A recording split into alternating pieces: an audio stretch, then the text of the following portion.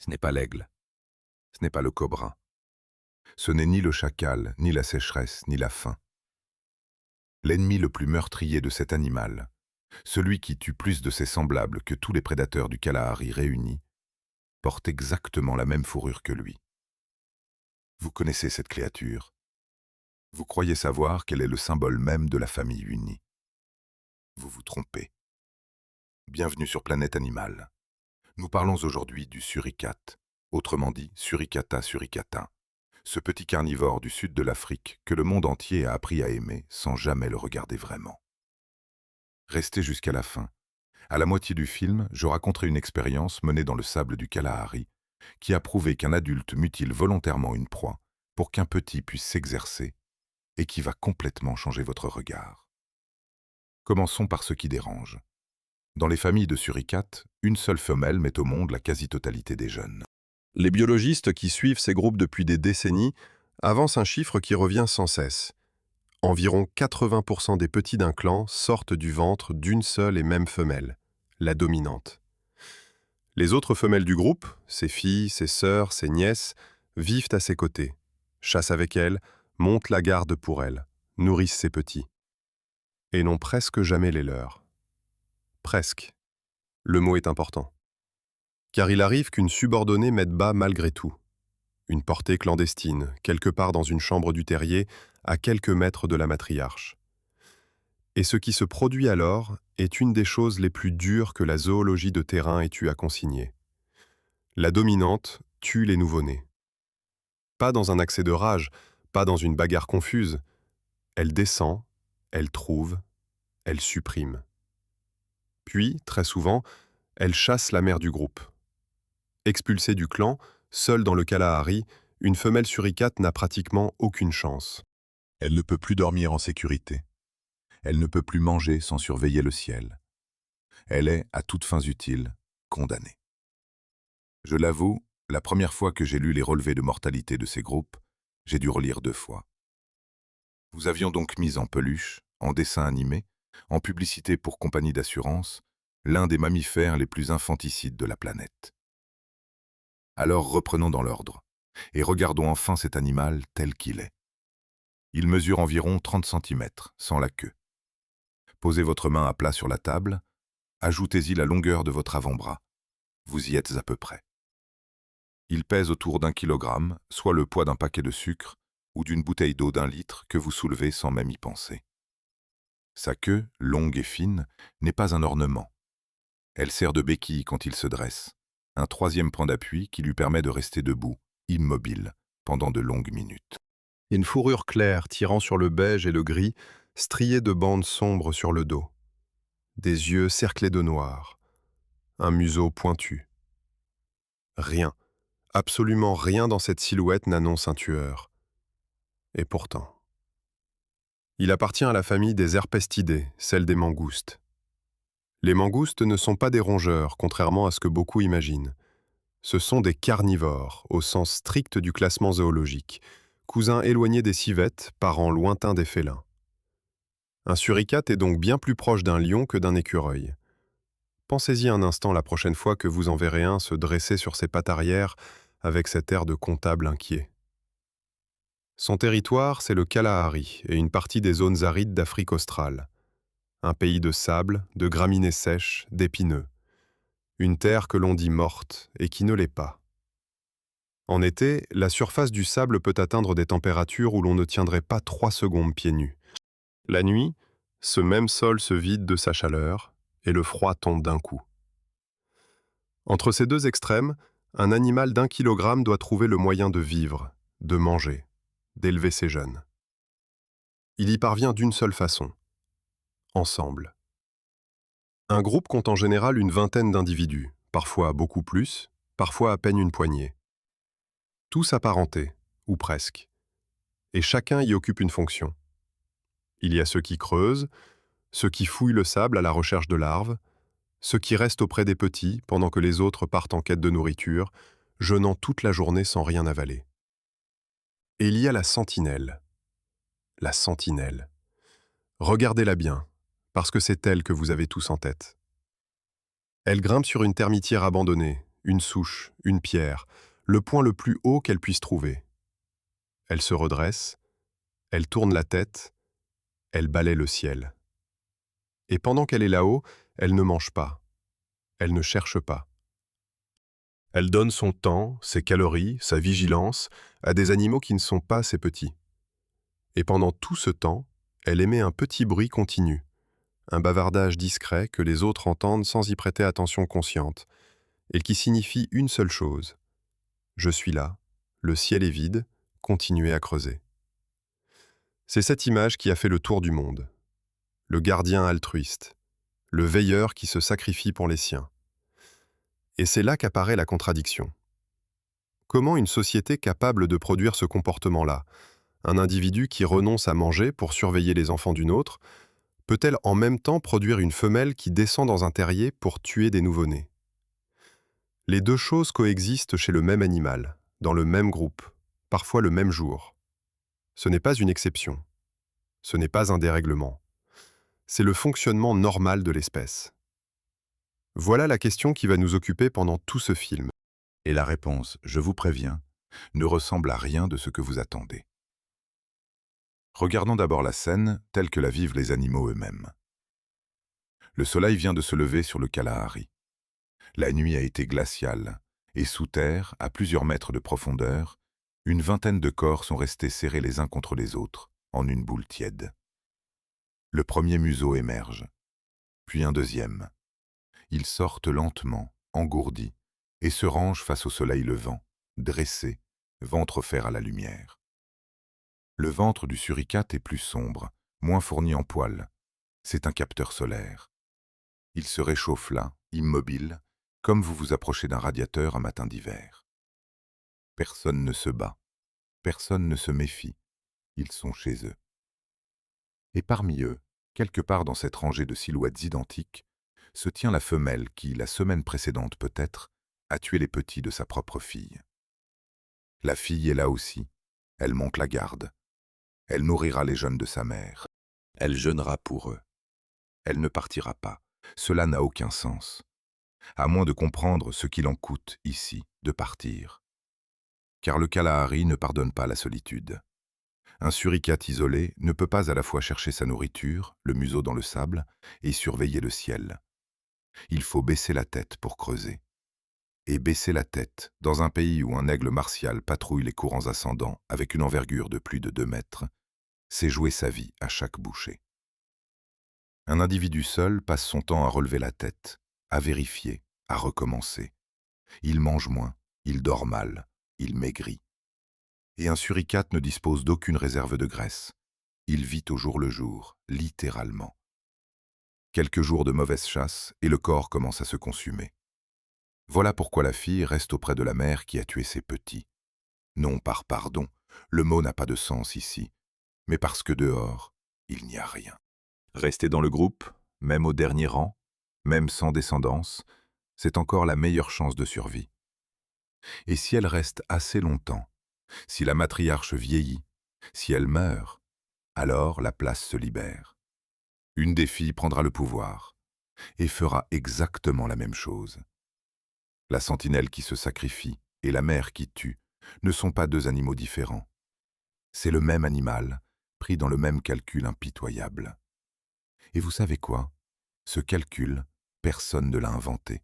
Personne ne le décide. Il s'est simplement révélé, sur des centaines de milliers d'années, plus efficace que tous les autres. Reste une question, la vraie, celle qui ne se laisse pas régler si vite. Pourquoi ici? Pourquoi cet animal-là? Il existe des dizaines d'espèces de mangoustes en Afrique, et l'immense majorité d'entre elles vit seule, chasse seule, élève seule. Aucune ne monte la garde pour les autres. Aucune ne tue les petits de sa fille. Qu'est-ce qui, dans ce coin de sable orange, a fabriqué une créature pareille? Pour le comprendre, il faut d'abord regarder de très près ce corps d'1 kilogramme. Parce que tout, absolument tout dans son anatomie, raconte déjà l'histoire. En une seule journée de recherche de nourriture, un suricate déplace une quantité de sable qui dépasse plusieurs fois son propre poids. Imaginez que vous sortiez de chez vous chaque matin, sans outils, avec vos seules mains, et que vous ayez à retourner l'équivalent d'un sac de ciment de 25 kg avant le coucher du soleil. Tous les jours, sans exception, 100 jours de repos. Voilà le contrat auquel ce corps d'1 kilogramme est soumis. Et il l'honore. Depuis des centaines de milliers d'années. Tout commence par les mains, ou plutôt par ce qui, chez lui, empient lieu. Chaque patte antérieure porte 4 doigts, terminés par des griffes longues, incurvées, robustes, qui peuvent dépasser 2 cm, l'épaisseur d'un doigt humain, plantées au bout de chaque orteil. Ces griffes ne sont pas rétractiles comme celles d'un chat. Elles sont toujours sorties, toujours en position de travail. Elles s'usent, elles repoussent, elles s'usent encore, et l'animal les traîne dans le sable toute sa vie, comme un ouvrier ses outils. Regardez-le creuser une fois, et vous ne verrez plus jamais un suricate de la même façon. Il ne gratte pas, il ne fouille pas délicatement. Il se met sur ses pattes arrière, planque les antérieures et déclenche une machine. Le sable jaillit derrière lui en jet continu, projeté entre ses pattes arrière, à une cadence si rapide que l'œil humain a du mal à isoler les mouvements. En quelques secondes, il a disparu jusqu'aux épaules. En moins d'une minute, il n'y a plus qu'une queue qui dépasse et un panache de poussière. Et c'est ici que se pose une question à laquelle je n'avais jamais réfléchi avant de me pencher sur cet animal. Le sable projeté doit bien aller quelque part. Il vole vers l'arrière, mais une partie retombe, une partie tourbillonne, une partie remonte le long du corps, et l'animal est là, museau enfoncé, yeux ouverts, oreilles exposées, en plein cœur de ce nuage abrasif. Une oreille de mammifère est un organe fragile. Le conduit auditif est un couloir sans défense, et quelques grains de quartz coincés au fond suffisent à provoquer une inflammation, puis une infection, puis la surdité. Or, un suricate sourd est un suricate mort, parce qu'il ne comprendra pas le cri d'alarme de la sentinelle. Comment tient-il ? Comment un animal qui vit le museau dans le sable ne se détruit-il pas les oreilles en 3 semaines ? Il y a une réponse. Elle est d'une élégance qui m'a personnellement frappé plus que n'importe quel record du monde animal.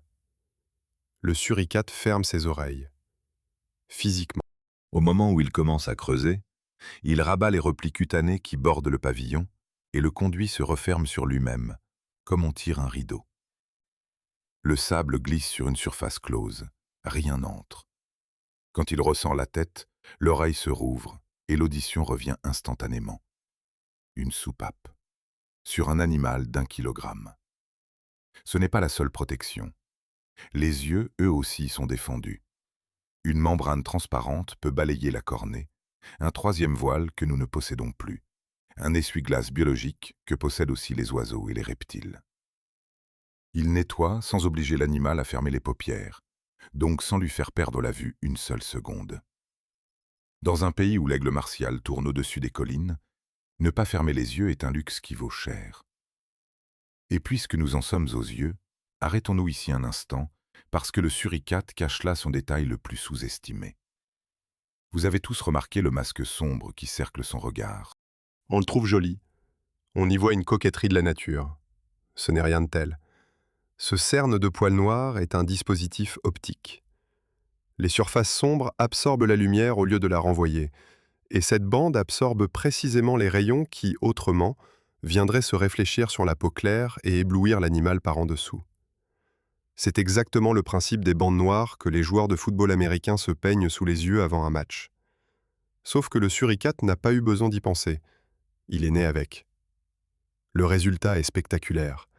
Un suricate peut fixer le ciel en plein midi, dans la lumière la plus violente d'Afrique australe, et distinguer un point noir à des centaines de mètres. Il regarde vers le soleil sans se détourner. Essayez-vous de scruter un ciel de juillet à midi pendant 40 minutes d'affilée en cherchant une silhouette d'aigle. Vous tiendrez 3 minutes, les larmes aux yeux. Lui tient toute la matinée.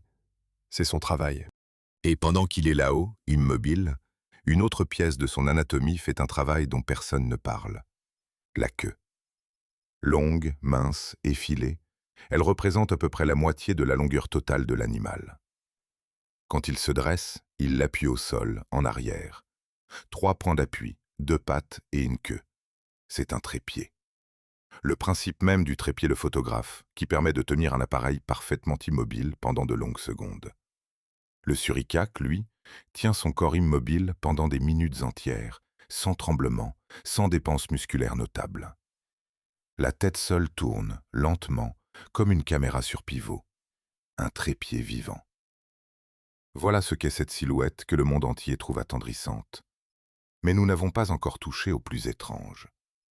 Ce corps travaille dans une fournaise. La surface du sable du Kalahari peut atteindre, en plein été, des températures où déposer la paume nue est impossible. Un animal de petite taille a un problème mathématique redoutable.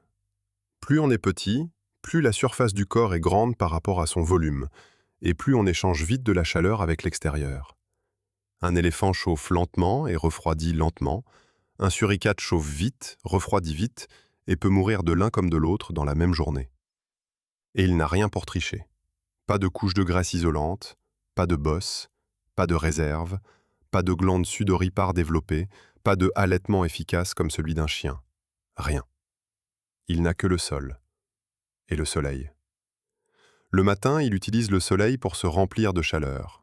Ce ventre à la fourrure clairsemée, cette peau sombre en dessous, ce corps redressé face à l'est, c'est un panneau solaire orienté. Le suricate ne fait pas cela pour le plaisir. Il fait cela parce que la nuit lui a coûté de la chaleur et qu'il doit récupérer avant de pouvoir travailler. Puis quand le soleil monte et que la fournaise arrive, il fait exactement l'inverse.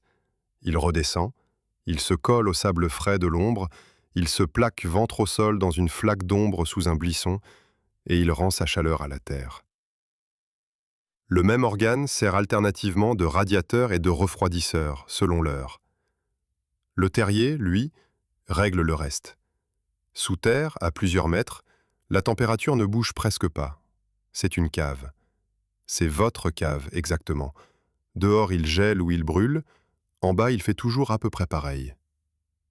Voilà pourquoi un suricate ne passe presque jamais la nuit à la surface. Et voilà pourquoi il disparaît aux heures les plus chaudes. Il ne combat pas le climat. Il l'évite, heure par heure, avec une précision d'horloger. Reste un dernier mystère, et c'est le plus beau. Regardez de nouveau ce corps. Un animal d'1 kilogramme, sans graisse, sans réserve, qui dépense chaque jour une énergie considérable à retourner du sable sous un soleil qui déshydrate tout ce qu'il touche. Un tel animal devrait boire. Beaucoup. Or, dans une grande partie de son territoire, il n'y a rien à boire. Pas de rivière, pas de mare, pas de rosée certains mois. Rien pendant des semaines, parfois des mois. Et le suricate ne boit pas. Ou plutôt, il boit sans jamais approcher de l'eau. Toute son eau, il la mange. Les larves, les coléoptères, les scorpions, les petits lézards qu'il extrait du sable sont gorgés de liquide. Un insecte, c'est essentiellement de l'eau enfermée dans une carapace. Chaque bouchée est un verre d'eau. Et c'est là que tout se referme, que toutes les pièces s'emboîtent d'un coup. Les griffes de fossoyeur, les oreilles à soupape, la membrane sur l'œil, le nez qui plonge sans crainte dans le sable. Ces outils ne servent pas à trouver de la nourriture, ils servent à trouver de l'eau. La nourriture n'en est que le contenant. Un suricate qui ne creuse pas ne meurt pas de faim, il meurt de soif, en quelques jours. Ce corps entier, des griffes au masque noir, n'est pas une machine à chasser. C'est une machine à extraire de l'eau d'un désert qui n'en a pas. Mais un tel corps ne s'invente pas en une génération. Et si l'on veut savoir d'où viennent ces griffes et ce masque, il faut remonter très loin en arrière, bien avant le Kalahari, bien avant le sable, à l'époque où les ancêtres de cet animal vivaient encore dans des forêts, seuls, et n'avaient encore rien à surveiller dans le ciel. En 1776, un naturaliste allemand travaillant au Cap consigne dans ses notes un petit carnivore que les colons du lieu appellent d'un nom emprunté au néerlandais. L'homme s'appelle Johann Christian Daniel von Schreber. Il ne verra jamais le Kalahari. Il ne verra probablement jamais l'animal vivant. Il travaille sur des dépouilles, sur des dessins, sur des récits de voyageurs. C'est ainsi que se faisait la zoologie de ce siècle-là.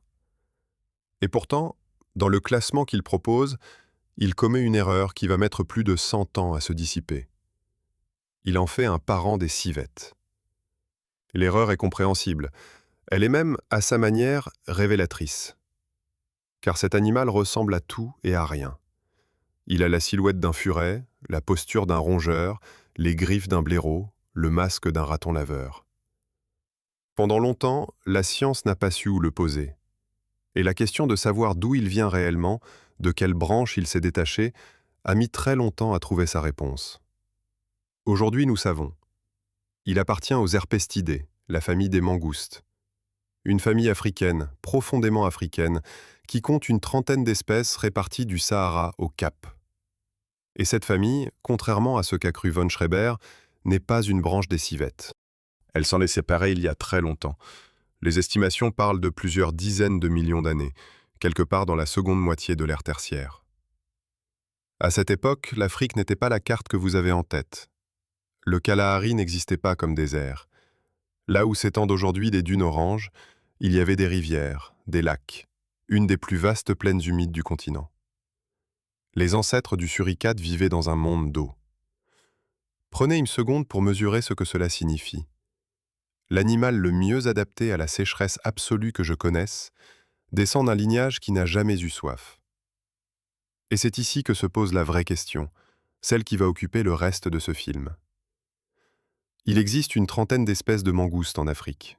Elles sont anciennes, elles sont diverses, elles occupent des forêts, des savanes, des broussailles, des bords de rivières.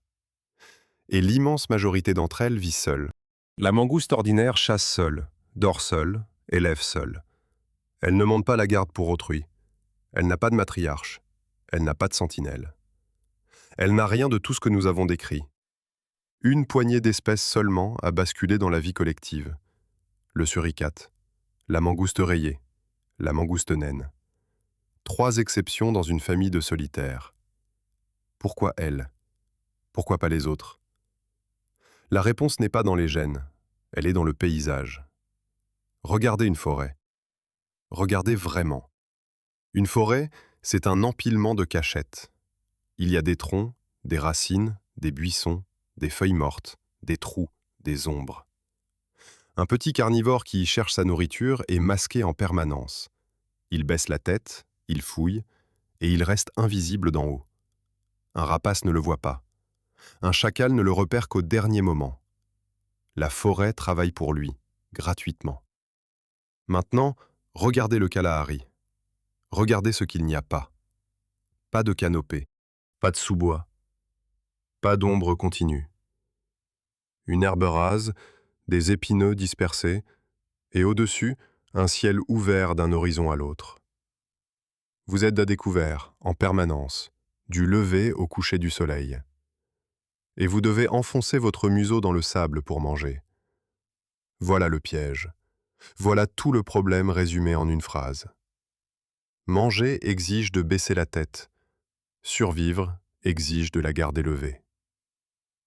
Dans une forêt, on peut faire les deux. Dans un désert ouvert, c'est impossible. Une mangouste solitaire lâchée dans le Kalahari passe sa journée à osciller entre 2 impératifs incompatibles. 3 coups de griffe, tête levée, vérification du ciel. 3 coups de griffe, tête levée, vérification. Il perd un temps considérable. Il mange moins qu'il ne dépense. Il ne tient pas la saison. Et c'est de là, de cette contradiction physique, mécanique, presque géométrique, que naît toute la société du suricate. Un individu ne peut pas creuser et surveiller en même temps, mais 2 individus le peuvent. L'un creuse, l'autre regarde. Puis ils échangent. Le problème est résolu, non pas en changeant l'animal, mais en changeant le nombre d'animaux. C'est une solution d'une simplicité déconcertante, et c'est, à mon avis, l'un des faits les plus sous-estimés de la zoologie contemporaine. La sentinelle du suricate, cette image de dévouement qui a fait le tour du monde, n'est pas née d'un élan de générosité. Elle est née d'un problème de posture. Multipliée maintenant par 20. 20 animaux, dont 1 ou 2 en surveillance à tout instant, se relayant, permettant aux 18 autres de creuser sans jamais lever la tête. Le rendement explose. Là où un solitaire survivait à peine, un groupe prospère. Et une fois que cette solution est trouvée, tout le reste s'enchaîne. Car un groupe, ce n'est pas seulement une addition, c'est une transformation. Dès lors que 20 animaux vivent ensemble sur un même territoire, dès lors qu'ils partagent le même terrier et les mêmes ressources, une question apparaît qui ne se posait pas chez les solitaires. Qui se reproduit? Le désert, même exploité collectivement, ne produit pas assez pour nourrir 20 portées. Il en produit assez pour une. Et à partir du moment où il n'y a de la place que pour une portée, il devient inévitable qu'une femelle la prenne, et que les autres ne l'aient pas. L'infanticide n'est pas un accident du système, c'est le prix du système. Je vais être clair parce que c'est important. Personne ne décide cela. Aucune femelle ne calcule quoi que ce soit. Ce que les biologistes observent, c'est un résultat. Sur des centaines de milliers d'années, les groupes où une seule femelle monopolisait la reproduction ont produit davantage de descendants survivants que ceux où plusieurs se partageaient les naissances. Ce sont ces groupes-là qui ont laissé des petits. Ce sont leurs comportements qui sont restés. C'est tout. La cruauté n'est pas dans l'animal. Elle est dans l'arithmétique du désert. Et le désert, lui, s'est installé lentement. Le Kalahari ne s'est pas asséché en un jour. Ce fut l'affaire de millions d'années. Le climat de l'Afrique australe s'est modifié, les pluies se sont raréfiées, les lacs se sont retirés, la végétation a reculé et le sable a pris possession de l'ancienne plaine. Les animaux qui vivaient là ont eu le choix entre trois issues: partir, disparaître ou changer. Le suricate a changé. Il a gardé les griffes de ses ancêtres fouisseurs et il les a rendues plus longues. Il a gardé leurs yeux et il les a cerclés de noir. Il a gardé leur goût pour les insectes et il en a fait une source d'eau. Il a gardé leur habitude de creuser et il en a fait un métier à plein temps. Et surtout, il a fait la seule chose qu'aucun de ses cousins solitaires n'a faite. Il a cessé d'être seul. Regardez-le, maintenant, dressé sur cette termitière. Ce n'est pas un animal du désert. C'est un animal de la forêt qui a survécu à la disparition de sa forêt. Il n'y a pas eu de génie dans cette histoire. Pas de plan, pas d'intention. Il y a eu une plaine qui s'est vidée de son eau, une famille de carnivores qui n'a pas eu où aller, et une seule stratégie qui fonctionnait encore. Toutes les autres ont été effacées, et nous ne les verrons jamais, parce que rien de ce qui échoue dans le Kalahari ne laisse de traces. Mais s'il a gardé les griffes de la forêt, il lui a fallu apprendre quelque chose de nouveau. Quelque chose que la forêt ne lui avait jamais demandé. Il lui a fallu apprendre à habiter le sable. Non pas à marcher dessus, mais à vivre dedans. Et ce qu'il a construit sous vos pieds, dans cette terre que l'on croit vide, dépasse largement ce que l'on imagine en regardant la surface. Il est 6 heures du matin. Le sable est encore froid, presque bleu dans la lumière rasante, et rien ne bouge à la surface de la plaine. Puis un trou s'ouvre. Il était là depuis le début, mais vous ne l'aviez pas vu, parce qu'il ressemble exactement à ce qu'il est, un trou dans du sable. Un museau apparaît. Il ne sort pas, il reste à l'entrée, immobile, les narines tournées vers l'air du dehors. Il attend, il écoute, il sent. Puis il sort, monte de 3 pas sur le monticule et se dresse. Derrière lui, un deuxième museau, un troisième. En moins d'une minute, une vingtaine de corps ont émergé d'un trou large comme votre poing et se sont rangés face au levant, ventre au soleil, dans un silence total.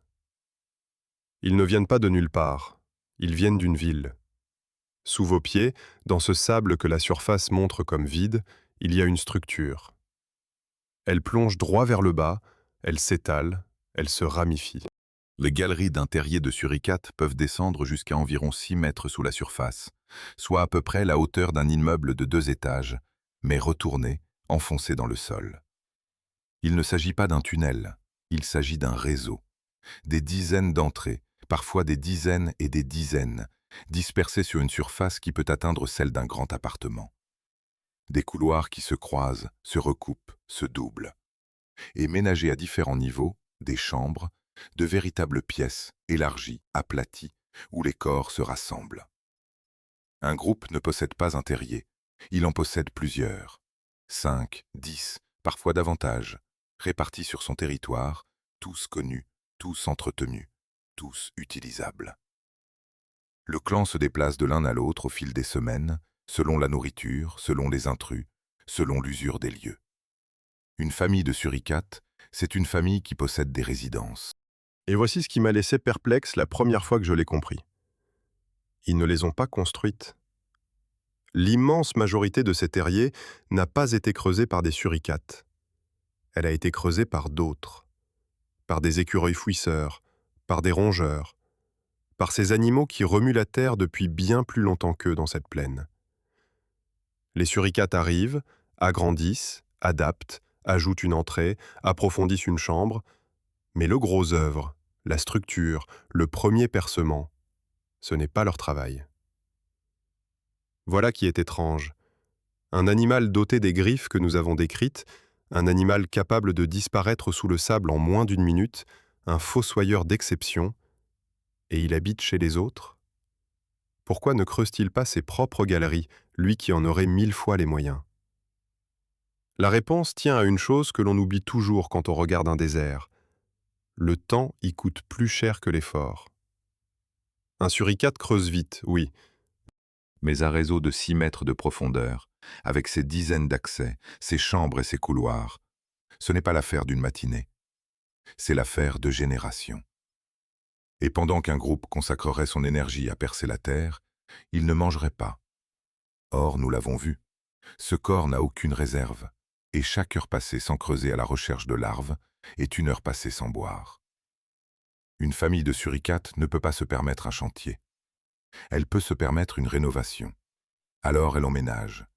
Elle reprend l'ouvrage d'autrui et le rend à son usage. Et c'est là qu'apparaît le voisin. Car dans bien des cas, l'ancien propriétaire n'est pas parti. L'écureuil fouisseur du Cap est toujours là, dans les mêmes galeries, empruntant les mêmes couloirs, sortant par les mêmes trous.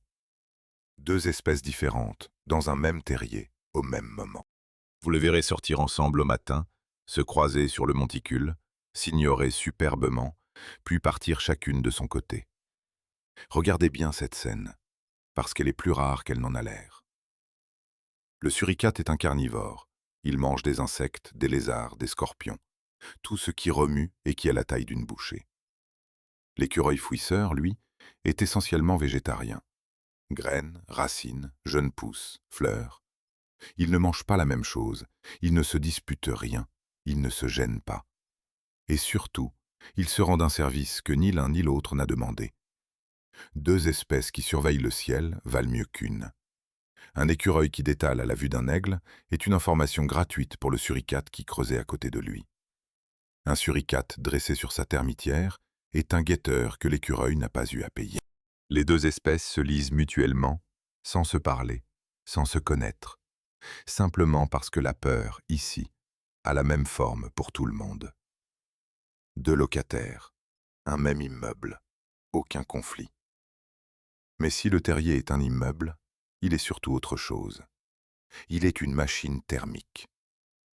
À la surface du Kalahari, en plein été, le sable peut monter à des températures que la peau humaine ne supporte pas une seconde. La nuit venue, le même sol se vide de sa chaleur en quelques heures, et la température peut plonger jusqu'aux abords du gel. Un écart pareil, en une seule journée, sur un animal d'1 kilogramme sans graisse et sans réserve, serait une condamnation. Descendez. Descendez d'1 mètre, de 2, de 3, et tout s'arrête. Le sable est un isolant. La chaleur du jour met des heures à s'y propager et n'y descend jamais bien loin. Le froid de la nuit, de même, reste en surface.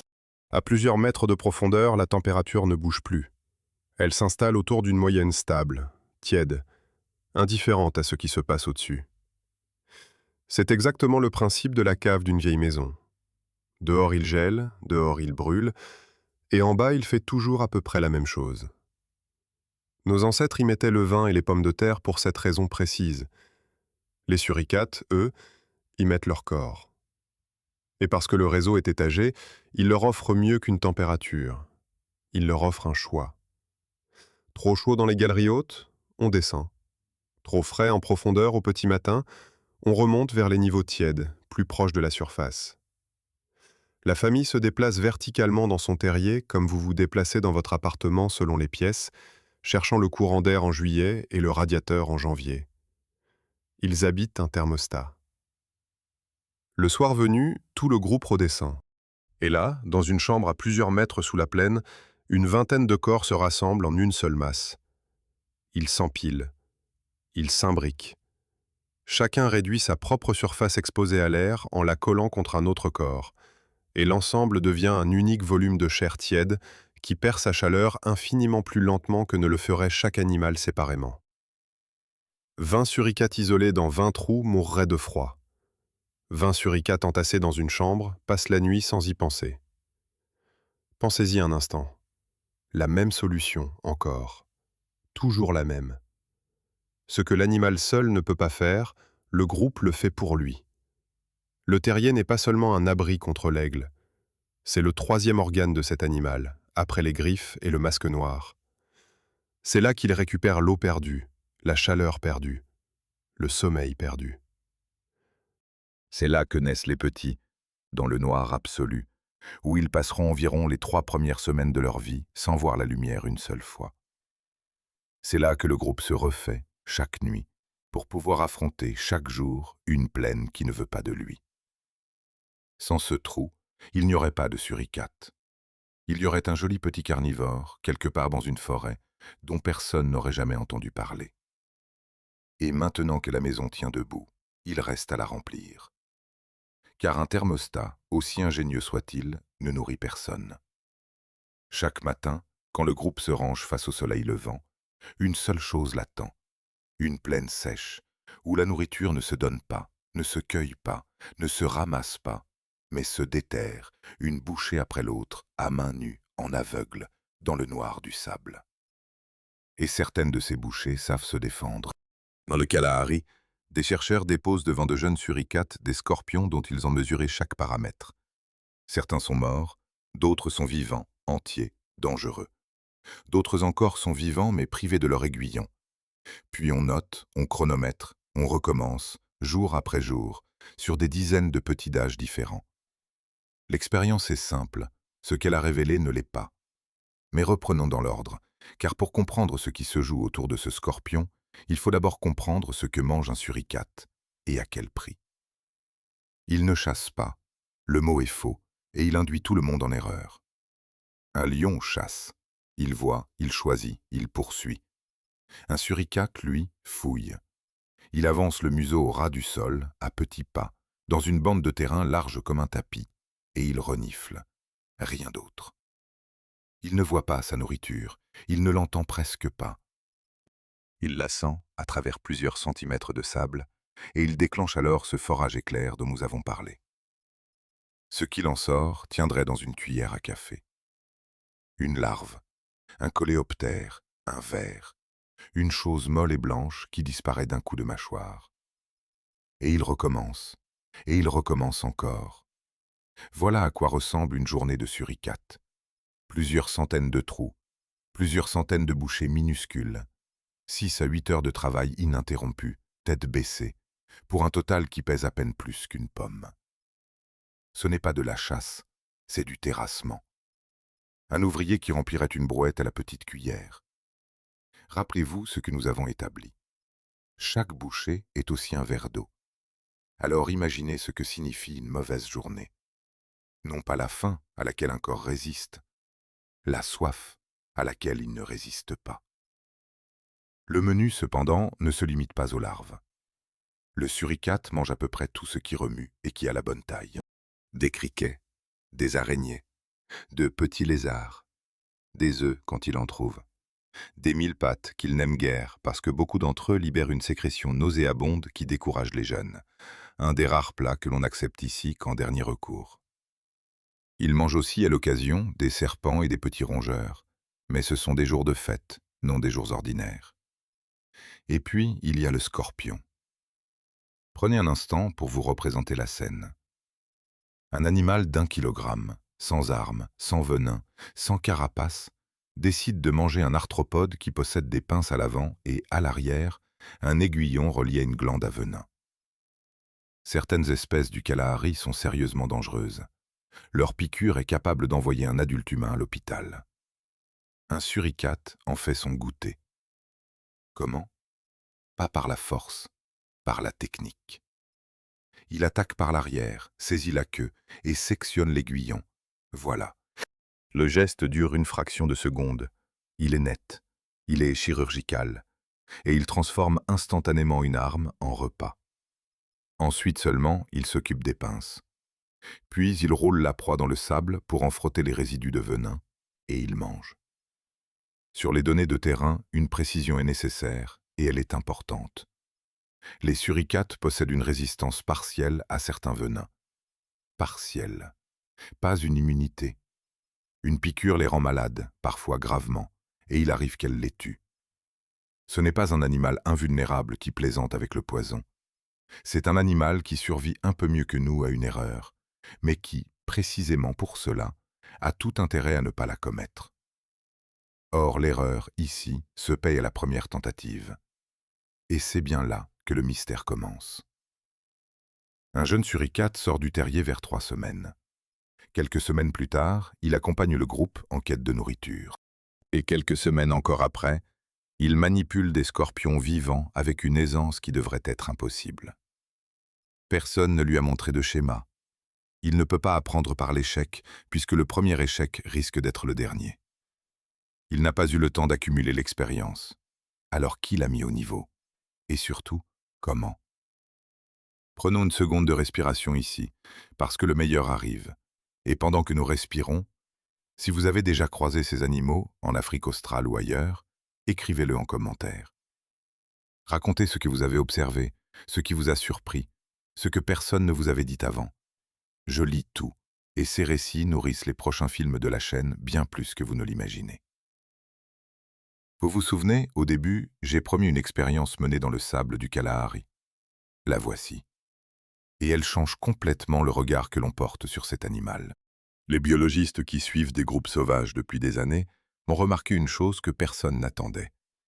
Les adultes ne donnent pas n'importe quelle proie à n'importe quel petit. Ils trient. Face à un très jeune animal, incapable de se défendre, l'adulte tue la proie dangereuse avant de la lui tendre. Un scorpion mort, inerte, sans risque. Face à un jeune un peu plus âgé, il ne la tue pas, il la mutile. Il ôte l'aiguillon et donne l'animal vivant, remuant, encore muni de ses pinces, encore capable de fuir, mais incapable de blesser. Le petit doit le poursuivre, le rattraper, le maîtriser. Il travaille sur une arme désamorcée. Et face à un jeune presque adulte, l'adulte lâche le scorpion entier, vivant, intact, et se contente de regarder. Un tir à blanc. Puis un tir à balle réel. Ce n'est pas tout. Si le petit rate sa proie, si le scorpion lui échappe, l'adulte intervient. Il le rattrape et le lui remet devant le museau. Il ne le mange pas lui-même. Il le rend au petit. Encore. Et encore. Et c'est ici que la zoologie a été obligée de s'arrêter net, parce que ce comportement remplit les critères stricts que les biologistes exigent avant d'employer un mot très lourd. Il faut que l'adulte modifie son comportement en présence d'un naïf. Il faut qu'il y perde quelque chose. Ici, il perd du temps. Et il perd le repas, puisqu'il le cède. Et il faut que le naïf acquiert, plus vite qu'il ne l'aurait fait seul, une compétence qu'il ne possédait pas. Les 3 conditions sont réunies. Cet animal enseigne. Je l'avoue, quand j'ai compris la portée de ce résultat, j'ai dû relire l'article une seconde fois. Nous parlons d'un des rares cas d'enseignement démontré chez un animal qui n'est ni un primate ni un cétacé. Chez un carnivore d'1 kilogramme dans le sable d'un désert. Et la beauté de la chose, c'est que rien dans ce comportement ne suppose que l'adulte comprenne quoi que ce soit. Il n'a pas besoin de savoir que le petit ignore. Les observations suggèrent qu'il ajuste simplement sa conduite aux cris de quémande du jeune. Ces cris changent avec l'âge, ils se modifient à mesure que l'animal grandit, et l'adulte y répond en modulant ce qu'il apporte. Changer artificiellement le cri, et ce que l'adulte apporte change avec lui. L'enseignement ici n'a pas de professeur, il n'a qu'une réponse à un signal. Est-ce moins admirable? Je ne crois pas. Je crois même que c'est plus vertigineux. Car cela signifie qu'une pédagogie complète, graduée, patiente, avec ses exercices progressifs et ses rattrapages, peut exister sans que personne ne l'ait jamais pensée. Elle est là. Elle fonctionne. Elle sauve des vies, chaque saison, dans le Kalahari. Et il n'y a, derrière elle, aucune intention. Le petit, lui, ne sait rien de tout cela. Il sait seulement qu'une chose noire et vivante remue devant lui, qu'elle sent bon et qu'elle ne le pique pas. Il tâtonne, il se trompe, il attrape par le mauvais bout, il recommence. Et un jour, sans qu'aucun instant précis puisse être désigné, le geste devient net. Saisir la queue, sectionner, rouler dans le sable, manger. Il ne saura jamais qu'on le lui a appris, mais pour recevoir un scorpion désamorcé, encore faut-il avoir crié. Et pour survivre à l'aigle, encore faut-il avoir entendu. Tout ce que nous venons de décrire, le tri des proies, le rattrapage, le passage à l'arme réelle, repose sur des sons, sur un flux continu de bruits minuscules que nous prenons pour du bavardage, et qui constitue en réalité l'un des systèmes de communication les plus élaborés qu'un mammifère ait produit. Un suricate dispose d'une trentaine de sons distincts, une trentaine de signaux vocaux différents, catalogués, décrits, distingués les uns des autres par les biologistes qui ont passé des années à les enregistrer. Comparez. Un chien, l'animal que vous connaissez le mieux au monde, celui qui dort dans votre salon depuis 10 000 ans, en produit nettement moins. Un chat également. La plupart des singes n'en font pas beaucoup plus. Un carnivore d'1 kilogramme qui vit dans un trou parle davantage que votre chien. Je vais être précis parce que la formule est facile et qu'elle serait malhonnête si on la laissait ainsi. Il ne s'agit pas d'un langage. Il n'y a pas de grammaire, pas de phrase, pas de mots au sens où nous l'entendons. Il s'agit d'un répertoire, un ensemble de signaux, chacun associé à une situation, chacun produisant chez ceux qui l'entendent une réaction prévisible. Mais un répertoire de cette taille, chez un animal de cette taille, reste un fait remarquable. Et pendant longtemps, il a été totalement passé sous silence. Écoutez un groupe en train de fouiller le sable. Vous n'entendrez pas le silence. Vous entendrez un bruit de fond permanent, discret, ininterrompu. Des petits sons courts, doux, que l'on prendrait pour de la respiration ou du frottement. Ils viennent de partout, de l'animal qui creuse à votre gauche, de celui qui avance à droite, de la sentinelle là-haut. Ils ne s'arrêtent jamais. Et pendant des décennies, on les a considérés comme du bruit, une sorte de bavardage sans contenu. C'était une erreur. Ce bavardage est le cœur du système. La tête au fond d'un trou, le museau dans les sables, un suricate ne voit rien. Il ne voit ni le groupe, ni le ciel, ni l'endroit où il se trouve. Il est, en pratique, aveugle plusieurs heures par jour. Alors, il écoute. Et ce bourdonnement continu lui dit deux choses en permanence. Où sont les autres et que tout va bien. Chaque petit son est une balise. Le groupe entier se maintient en formation, à bonne distance, sans qu'aucun individu ne relève la tête, uniquement par le son. C'est votre GPS quand vous conduisez dans le brouillard. Vous ne voyez rien, une voix vous dit où vous êtes et vous avancez. Et le jour où ce bruit cesse, tout le monde se dresse d'un coup. Voilà pour la trame de fond. Mais c'est au-dessus d'elle qu'apparaît ce qui a stupéfié les chercheurs. La sentinelle voit un aigle. Elle crie. Le groupe entier se rue vers le trou le plus proche. Une autre fois, la sentinelle voit un chacal. Elle crie. Et le groupe ne fait pas la même chose. Il ne plonge pas dans les terriers.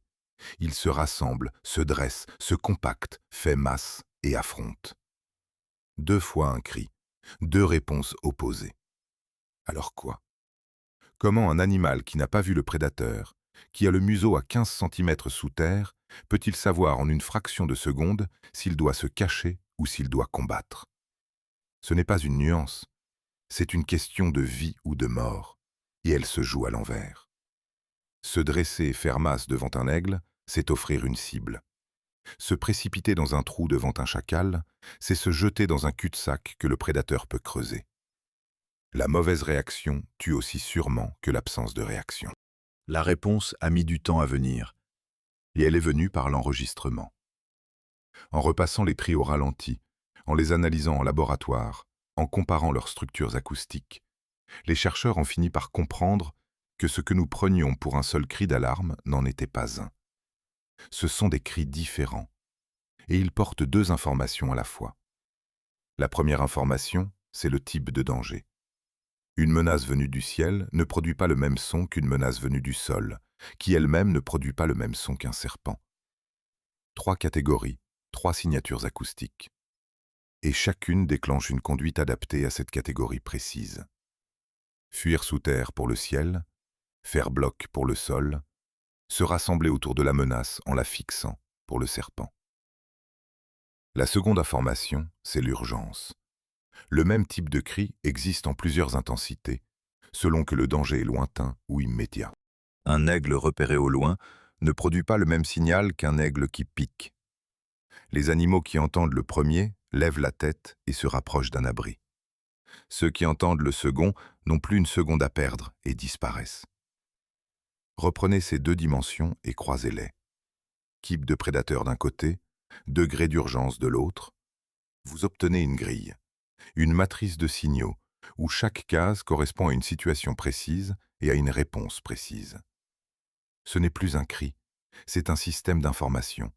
Et il fonctionne dans le noir, sous la terre, à travers plusieurs centimètres de sable, pour des animaux qui n'ont rien vu du tout.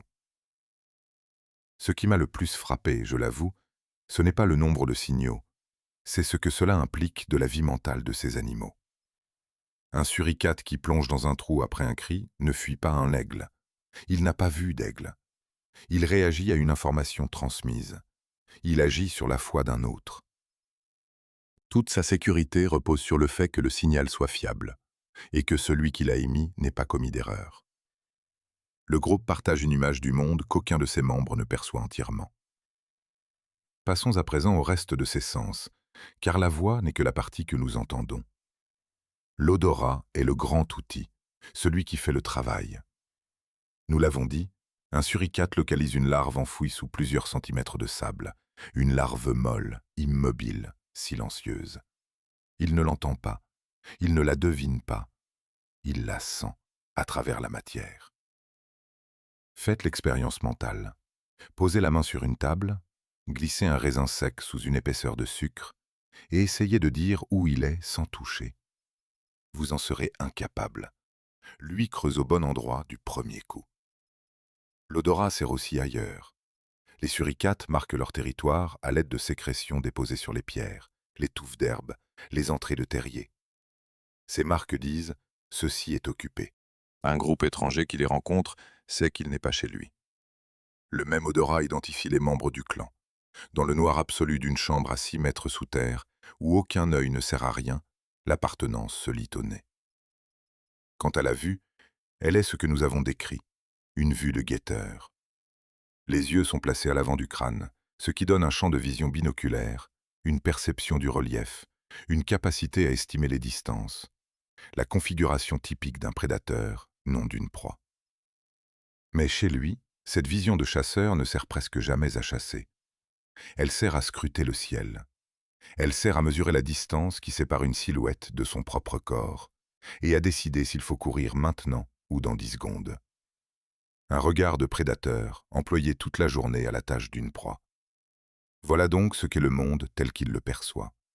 Un tunnel d'odeur où la nourriture existe avant d'être vue. Un fond sonore ininterrompu, où la présence des autres est un bruit rassurant. Et, brutalement, un signal qui déchire ce fond et qui contient à lui seul le type et l'urgence de la mort qui approche. Il ne voit presque rien de son propre monde. Il l'entend, il le sent, il le reçoit des autres. Et il y survit. Mais rien de tout cela n'expliquerait ce que fait cet animal si nous nous arrêtions aux organes. Car les signaux ne fabriquent pas les gardes. Le nez ne monte pas la sentinelle, et personne, dans un groupe de suricates, ne donne d'ordre. Il reste à comprendre comment une vingtaine d'animaux, sans chef militaire, sans consigne et sans plan, se répartissent chaque matin les rôles les plus dangereux, et qui, exactement, paie le prix de cette organisation. Un chimpanzé ne le fait pas, un dauphin ne le fait pas, un loup, un éléphant, un corbeau ne le font pas. Aucun d'entre eux ne se prive volontairement de nourriture pour rester immobile plusieurs heures et surveiller le ciel au profit d'animaux qui ne sont pas leurs petits. Un carnivore d'1 kilogramme le fait, tous les jours, depuis toujours. Et voici ce qui rend cette phrase insupportable, si l'on y réfléchit une seconde. La sentinelle monte sur son perchoir le ventre vide. Elle a fouillé le sable comme les autres, elle a mangé comme les autres, et puis elle grimpe. Et là-haut, elle cesse de manger. 1 heure, parfois davantage. Pendant tout ce temps, ces réserves qu'elle n'a pas, nous l'avons dit, ce corps sans graisse qui vit au jour le jour, se vide. Elle donne des calories qu'elle n'a pas en trop.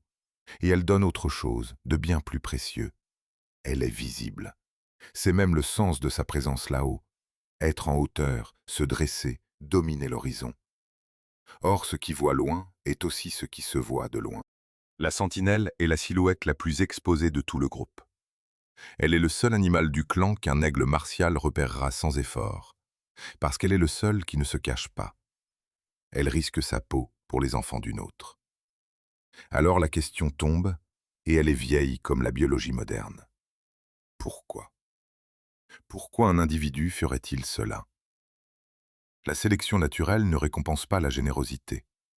Elle récompense ce qui laisse des descendants. Un animal qui donne son temps, ses calories et sa sécurité à d'autres devrait, en toute logique, disparaître au profit de celui qui triche, de celui qui reste en bas, qui mange, qui grossit et qui laisse les autres monter la garde. Le tricheur devrait gagner, toujours, partout. Or, il ne gagne pas.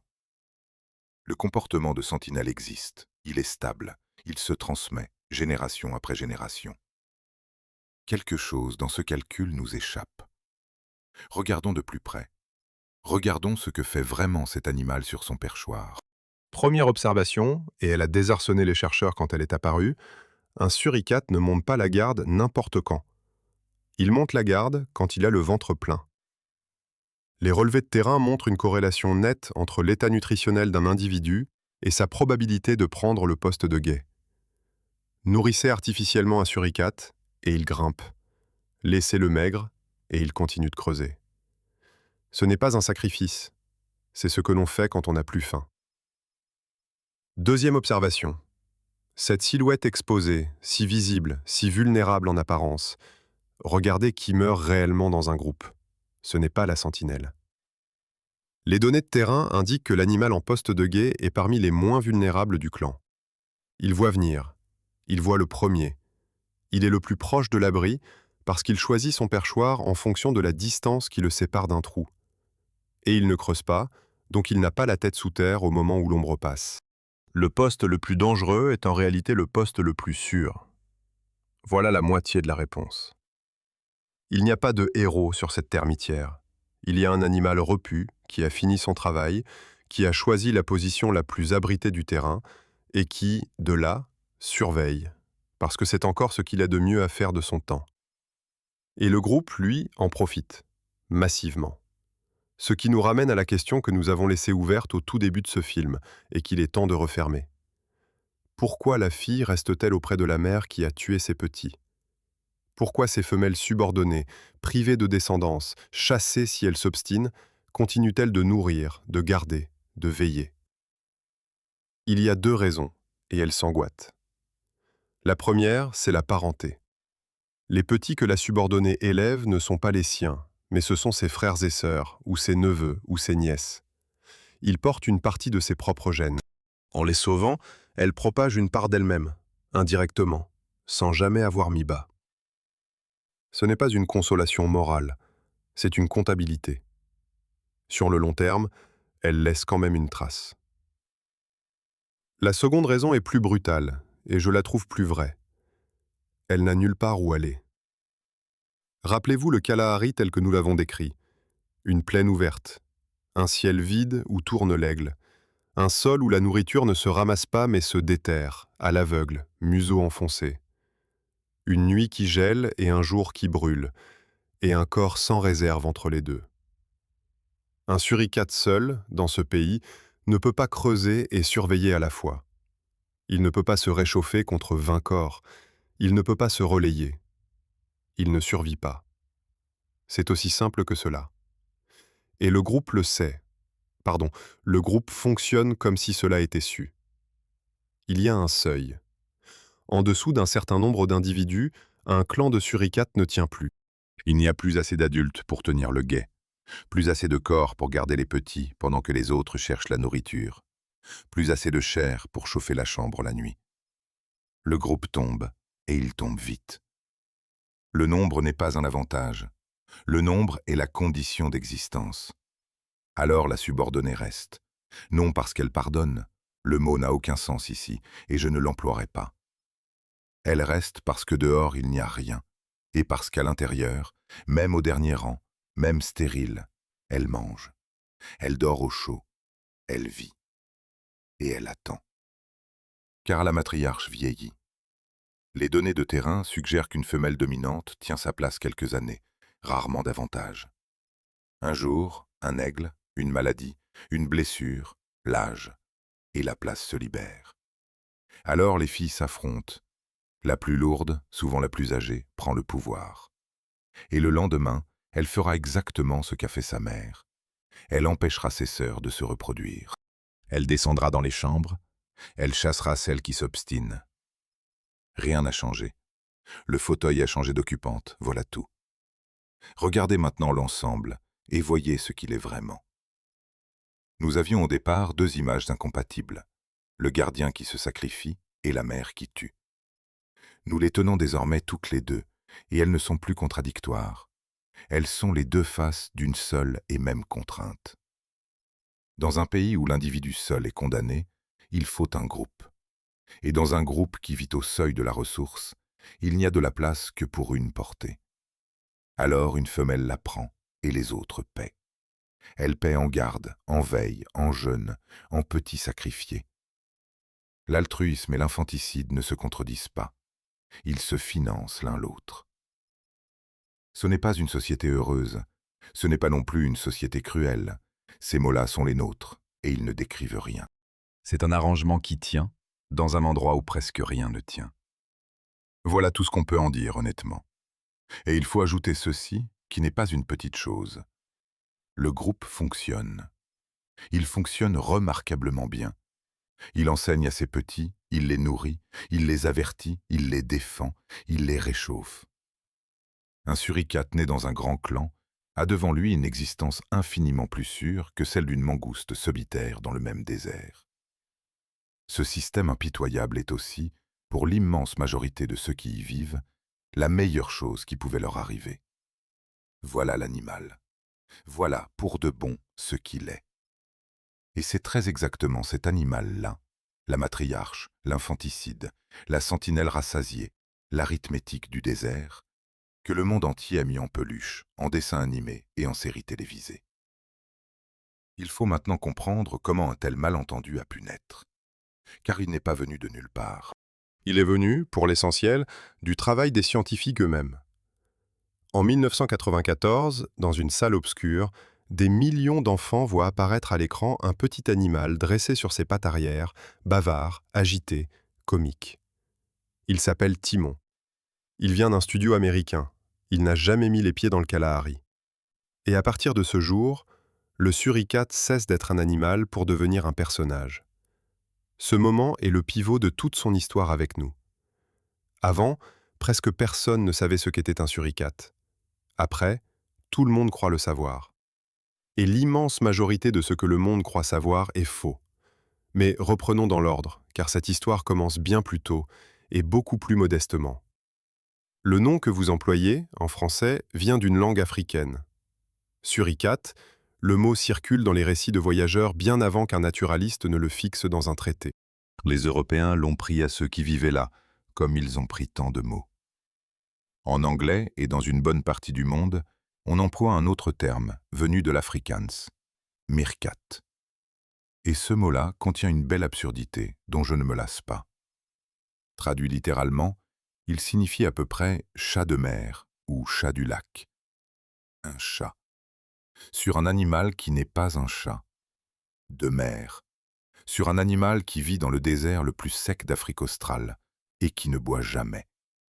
Deux erreurs en un seul mot, et c'est ce mot qui a fait le tour de la planète. L'explication la plus probable renvoie à une confusion linguistique ancienne. Les colons néerlandais auraient appliqué à ce carnivore un nom qui, dans leur langue d'origine, désignait tout autre chose. Un singe, selon plusieurs hypothèses, ramené par bateau depuis d'autres colonies. Le nom a glissé d'un continent à l'autre, d'une espèce à l'autre, et il s'est fixé là, sur un animal du sable. Voilà ce que valent les baptêmes coloniaux. Puis, pendant 2 siècles, il ne se passe à peu près rien. Le suricate reste un animal obscur. Il figure dans les traités, dans les planches gravées, parfois dans une ménagerie. Aucun mythe européen ne s'en empare, aucune fable, aucun blason, aucun proverbe, aucune constellation. Comparé avec le loup, l'ours, le corbeau, le renard, ces bêtes qui traînent derrière elles 3000 ans de récits humains, le suricate, lui, n'a rien. Pas une ligne. Un animal sans passé culturel. Un animal vierge. Retenez cela, parce que c'est précisément ce qui va permettre ce qui suit. Car un animal sur lequel il n'y a rien d'écrit est un animal sur lequel on peut tout écrire. Le tournant, le vrai, ne vient pas du cinéma. Il vient de la science. Et c'est ici que l'histoire devient réellement intéressante.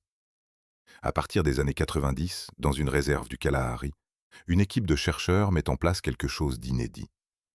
Ils ne viennent pas observer des suricates.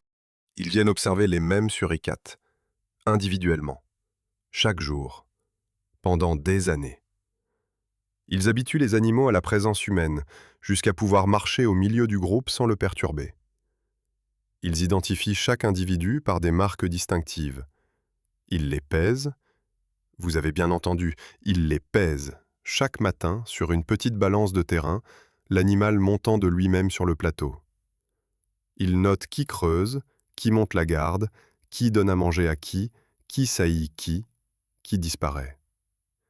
Ils suivent les naissances, les disparitions, les prises de pouvoir, les expulsions, les morts. Année après année. Des dizaines de milliers d'observations. Ce dispositif a produit l'un des ensembles de données les plus riches jamais réunis sur un mammifère sauvage. Et il a permis de démontrer tout ce que nous avons raconté jusqu'ici. La monopolisation de la reproduction, l'infanticide, l'enseignement des jeunes, la sentinelle rassasiée, le seuil critique du groupe. Rien de tout cela ne serait connu sans ces années passées assis dans le sable, à côté d'animaux qui avaient fini par cesser de fuir. Voilà le paradoxe que je veux vous soumettre.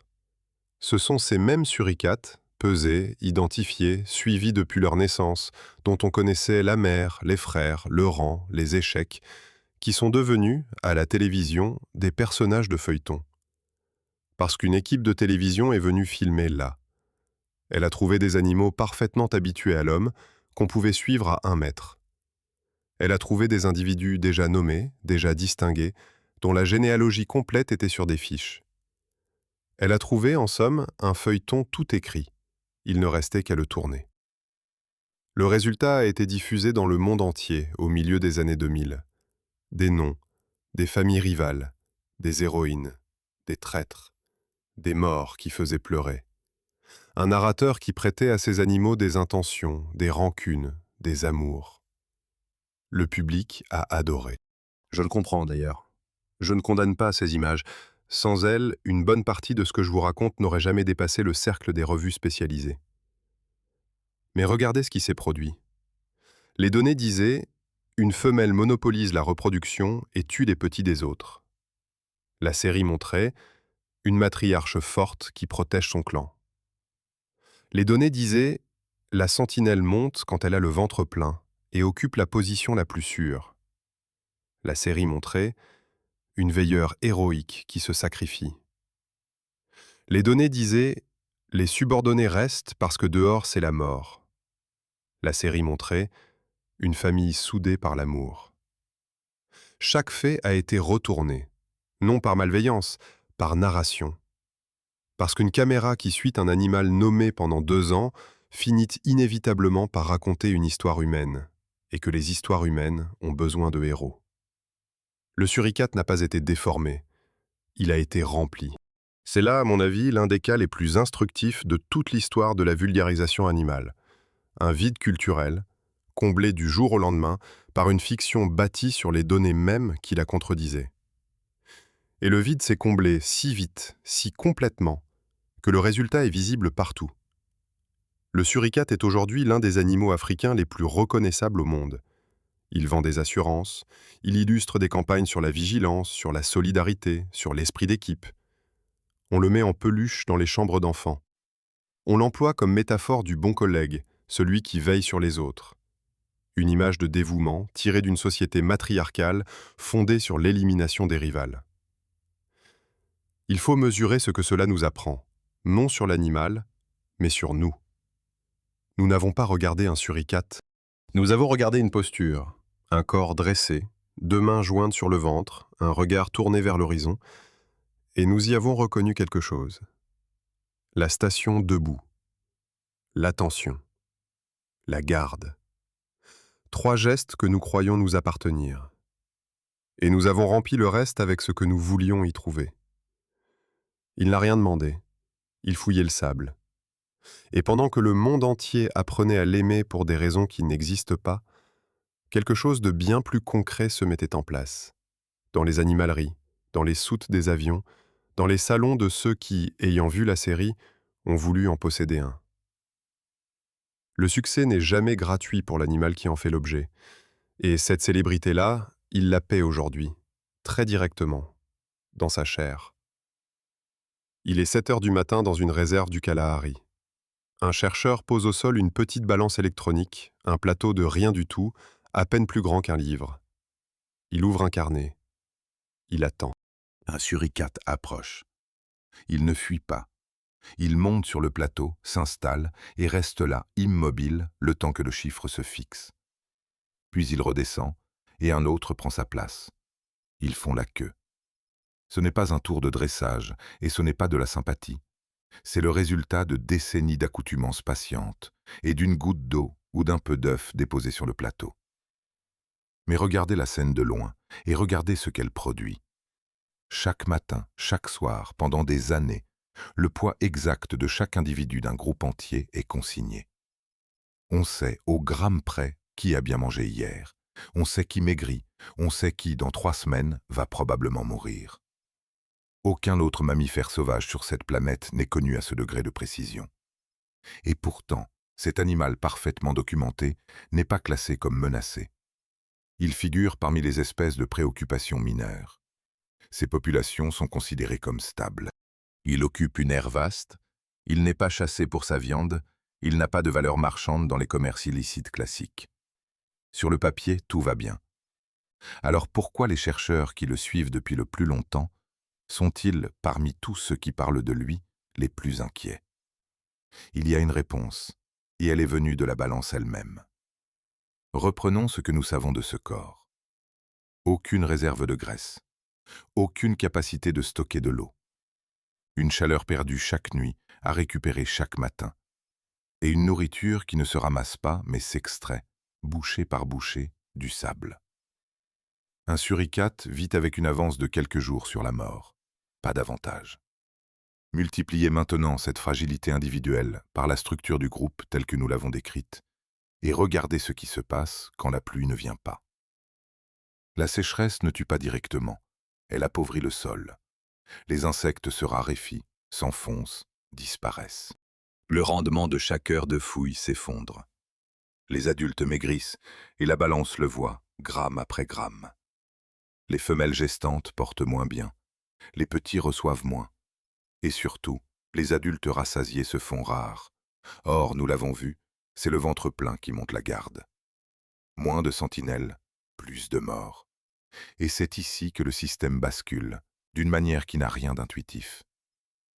Le groupe perd un individu, puis 2, puis 4. Il descend en dessous d'un certain seuil et brusquement, tout se dérègle en même temps. Il n'y a plus assez d'adultes pour tenir simultanément le guet, garder les petits au terrier et chercher la nourriture. Ceux qui restent doivent tout faire. Ils fouillent moins bien, ils surveillent moins bien, ils maigrissent plus vite. Les pertes s'accélèrent. La chambre, la nuit, contient moins de corps et chauffe moins. Le groupe ne décline pas, il s'effondre. C'est un basculement, pas une pente. Au-dessus du seuil, un clan encaisse une mauvaise saison. En dessous, il disparaît en quelques mois et il ne se reconstitue pas. Parce qu'il faudrait, pour repartir, précisément le nombre d'individus qu'il n'a plus. Voilà pourquoi la stabilité affichée de l'espèce est trompeuse. La menace ne porte pas sur le nombre total de suricates dans le sud de l'Afrique. Elle porte sur la structure. Elle porte sur la taille des groupes. Et un désert qui se réchauffe, où les épisodes secs s'allongent et où les vagues de chaleur se multiplient, ne fait pas disparaître les suricates un par un. Il fait passer les clans, l'un après l'autre, sous le seuil. Réfléchissez à ce que cela signifie. On peut compter les animaux vivants, en trouver partout, conclure que tout va bien, et rater complètement ce qui est en train de céder. Je l'avoue, c'est ce qui m'a le plus troublé dans toute cette histoire. Nous croyons savoir mesurer la santé d'une espèce. Nous comptons des têtes. Et cet animal-là nous rappelle qu'une population peut être nombreuse et malade en même temps. Passons à présent à l'autre menace, celle qui ne vient ni du ciel ni du climat. Elle vient de nous. Et elle est la conséquence directe de tout ce que nous venons de raconter. Depuis que le monde entier a vu cette silhouette dressée, comique, attendrissante, on veut en posséder. Il existe un commerce d'animaux de compagnie exotiques, légal dans certains pays, toléré dans d'autres, clandestin ailleurs. Des suricates y sont vendus. Ils sont prélevés dans la nature ou élevés en captivité, puis expédiés à travers le monde vers des acheteurs qui ont vu une série télévisée et qui veulent le personnage. Ce qu'ils reçoivent n'est pas le personnage. Ils reçoivent un carnivore social, qui creuse compulsivement, qui a besoin de vin congénère, qui marque son territoire avec des sécrétions à l'odeur puissante, qui ne se laisse pas éduquer et qui, privé de groupe, ne se comporte plus normalement. Un suricate seul dans un appartement est un animal qui a perdu à peu près tout ce qui fait son existence. Il ne peut pas monter la garde. Personne ne creuse à côté de lui. Personne ne le réchauffe. Le bruit de fond permanent, ce bourdonnement qui lui dit depuis sa naissance que les autres sont là et que tout va bien, s'est tu pour toujours. Beaucoup deviennent agressifs, beaucoup sont abandonnés, un nombre considérable meurt. Et à l'autre bout de la chaîne, dans le Kalahari, chaque animal prélevé n'est pas seulement un animal en moins, c'est une sentinelle en moins, une gardienne en moins, un corps en moins dans la chambre la nuit. Vous connaissez maintenant la mécanique du seuil. Vous savez ce que coûte à un clan la disparition de quelques adultes. On ne retire pas un suricate d'un groupe, on retire un groupe autour d'un suricate. Il faut ajouter à cela une menace plus discrète et plus grave qu'on ne le croit, la maladie.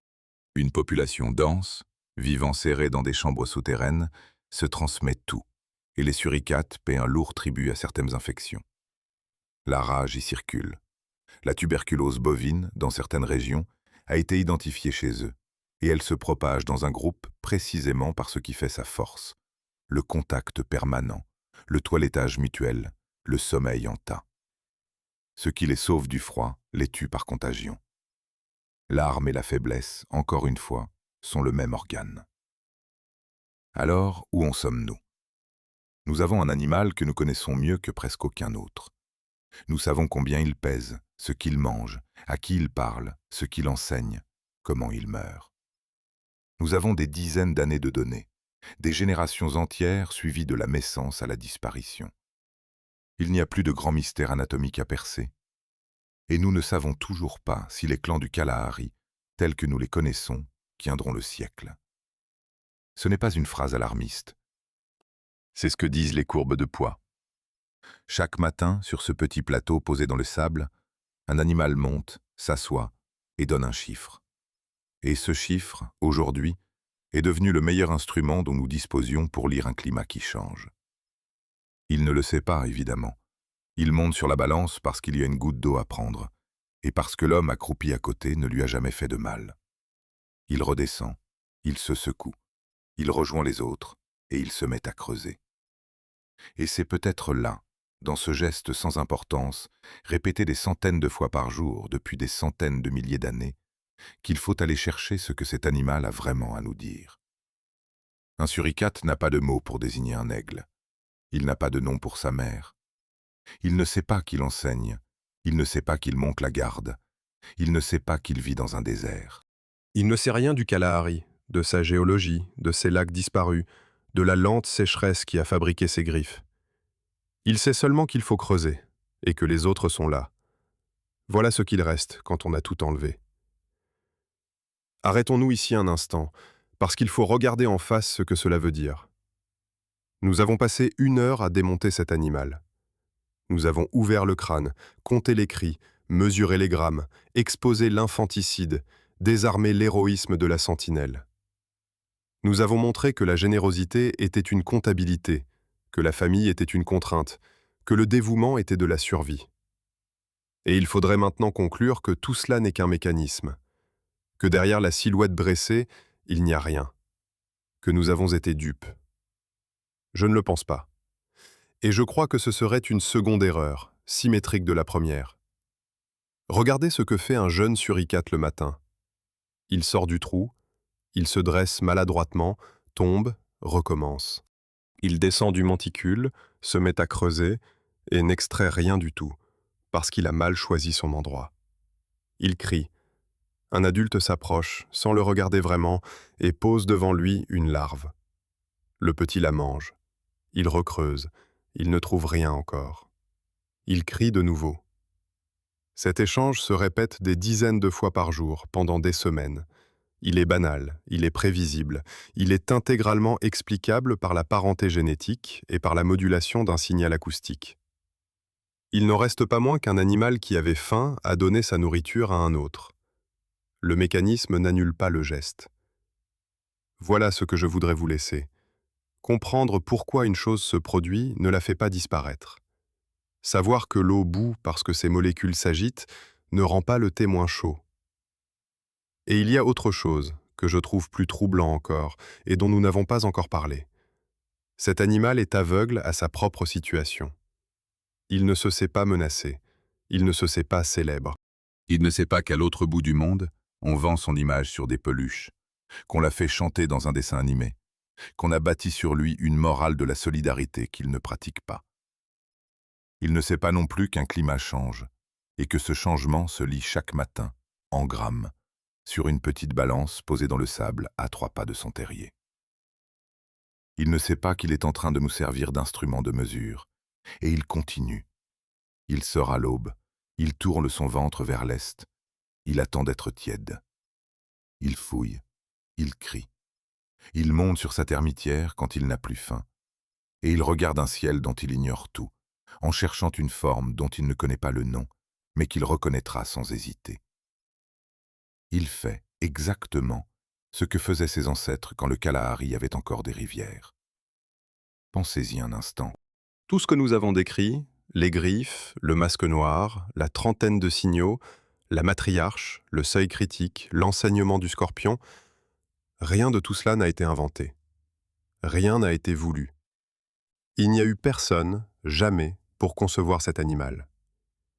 Il y a eu une plaine qui s'est asséchée, un lignage qui n'avait nulle part où aller, et des centaines de milliers de générations dont l'immense majorité a échoué sans laisser de traces.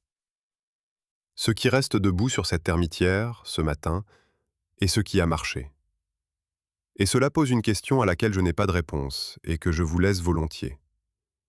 Quand nous avons choisi cet animal pour incarner la vigilance, la famille, la garde bienveillante, nous nous sommes trompés sur les faits, c'est entendu. Mais nous n'avons pas choisi n'importe quoi. Nous avons choisi, sans le savoir, l'un des rares mammifères non primates dont on ait démontré qu'il enseigne à ses petits. Nous avons choisi une espèce qui a résolu, par le nombre, un problème que la solitude rendait insoluble. Nous avons choisi un animal dont l'existence entière repose sur le fait que d'autres veillent pendant qu'il a la tête sous terre. Nous nous sommes trompés sur les raisons. Nous ne nous étions peut-être pas trompés sur l'animal. Il faut se garder d'aller plus loin dans cette direction, et je m'y garderai. Ce n'est pas une leçon, ce n'est pas un exemple. C'est un carnivore d'1 kilogramme qui essaie de trouver assez de larves avant que le soleil ne monte, et qui n'a rien à nous enseigner parce qu'il ne sait pas que nous existons. Mais il tient, depuis très longtemps, dans un endroit qui ne veut de personne. Ses griffes déterrent l'eau d'un pays qui n'en a pas. Son ventre est un panneau solaire et le sable est sa cave. Il ne boit jamais, il ne dort jamais seul. Il parle une langue de 30 sons dont aucun n'est un mot. Et le poste le plus exposé de son clan est occupé chaque matin par celui qui vient de finir son repas. Il n'est pas héroïque, il n'est pas cruel. Il est simplement ce qu'il faut être, dans le seul endroit où il sait vivre. Alors si un jour vous croisez cette image, sur un écran, sur une affiche, dans une vitrine, cette silhouette dressée qu'on vous vend comme un symbole d'attention et de gentillesse, ne passez pas tout de suite. arrêtez-vous une seconde.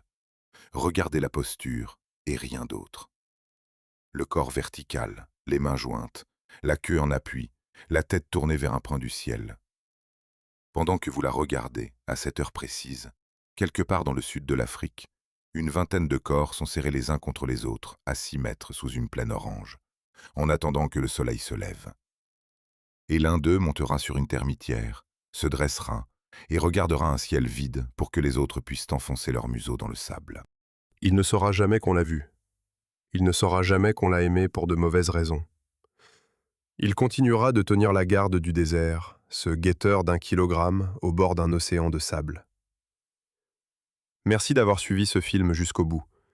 Si ce que vous venez d'entendre vous a appris quelque chose, laissez un pouce bleu et abonnez-vous à la chaîne. C'est ce qui permet à ces films d'exister. Le prochain animal nous emmènera très loin du Kalahari.